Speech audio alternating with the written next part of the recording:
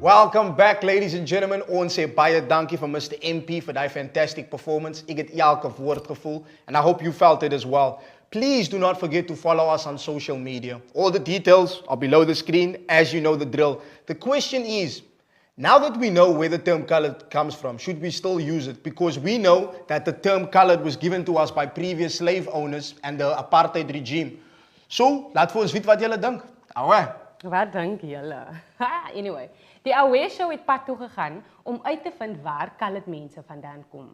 Ons kollega Anwar gesels met Sg2, social history educator by die Sg2 museum.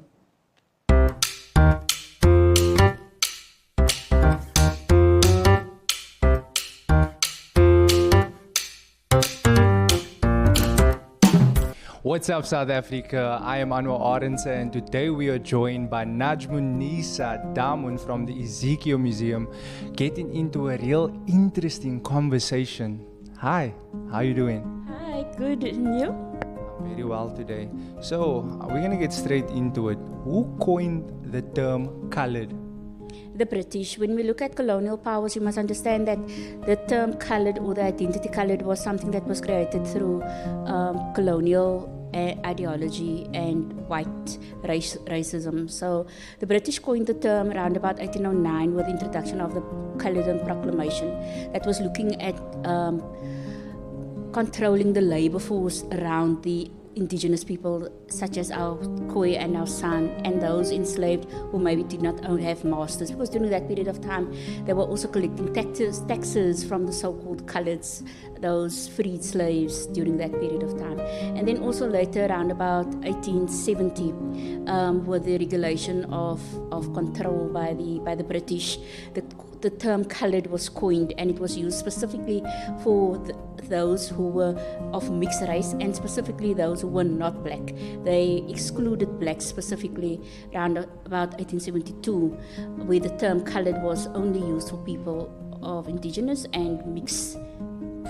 And then obviously around about 1950 with the introduction of the apartheid laws, we have the Population Regulation Act of number 30 of 1950, which introduced colored as a race, and then it was all mixed people, including our indigenous people that formed part of that colored identity that was created. But we must also remember that this is an assigned identity that was assigned by government law during that period of time. And you will find that it was not only people of color, it was not only mixed descent, it was also white people who during that period of time wanted to stay with the colored families, so they identified as colored. You also had black and Indians who wanted to stay within the economic power during that period of time, so they also accepted the race as colored. So it is something that was created by white European supremacy. And you know, that identity actually brings me to my second question, like what ethnic groups makes up colored people? It's diverse, and you must remember it starts off with our first peoples, our indigenous peoples, such as the Khoi, the San, the Griquas, and then obviously those enslaved that was brought from the various spaces, such as the African continent, including Madagascar, Asia, the Chinese peninsula, as well as the Indonesian archipelago. So all of those people together, those interrelations that took place, they created what people now call the so-called colored identity or the colored race. But we must also understand that there is no such thing as a colored race or a colored identity. It is something that was created by white supremacy. So for us, how important is it for us to understand the true history of color? It's critical for our understanding as we position ourselves within the South African context, but not only within South Africa, but also within the African context. So it's important that we understand our history and our grassroots and where we come from as a nation, but also to look beyond those political identities and boxes that people want to place us in. So now that we know that slave owners and the apartheid system, right, coined this colored term, should we still be using it today?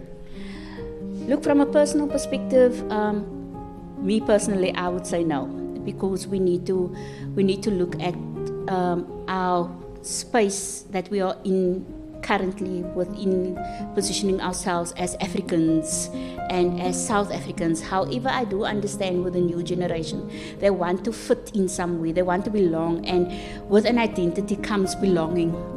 But especially our colored identity is very intricate because it has all these various roots that we have to it. So we have our indigenous people who wants to be acknowledged for the indigenous names, so the indigenous tribes, and so we can't say they're colored because they are indigenous, they are the Khoi or the San or whatever tribe they belong to.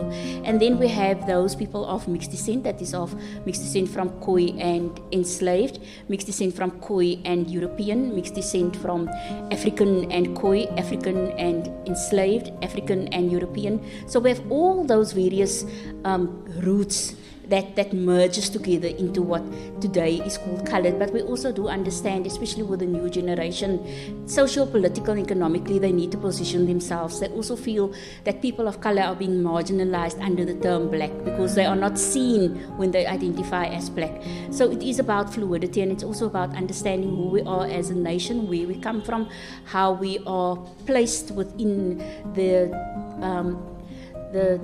democracy that we are currently in, but also how we are placed within the African continent. So how we identify ourselves is important.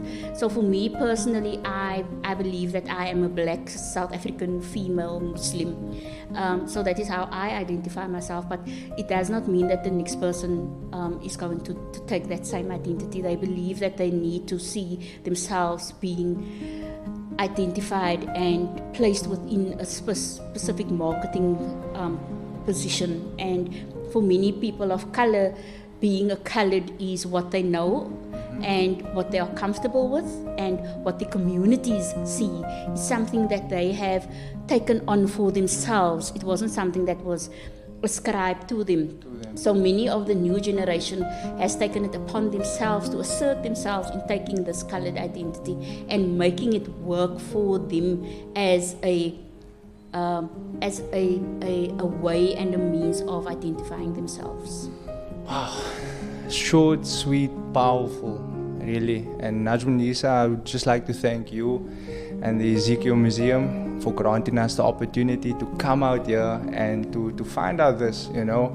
It's really powerful, and I'd like to urge South Africa to actually come down to the Sg2 Museum and find out more. But there you have it, folks. I'm Anwar Arendse. This is the Aweh TV show, but let's take it back to studio. Ons sê baie dankie vir Najwa en vir Anwar vir daai valuable information. En julle ken mos die drill. Follow vir ons op social media. Gee vir ons julle opinion en laat vir ons weet wat julle dink. Aweh. Ons gaan gou na 'n break toe en as ons terugkom, gesels ons met Mr MP oor sy journey. En na daai bless hy vir ons met 'n nog 'n warme performance. Aweh, stay tuned.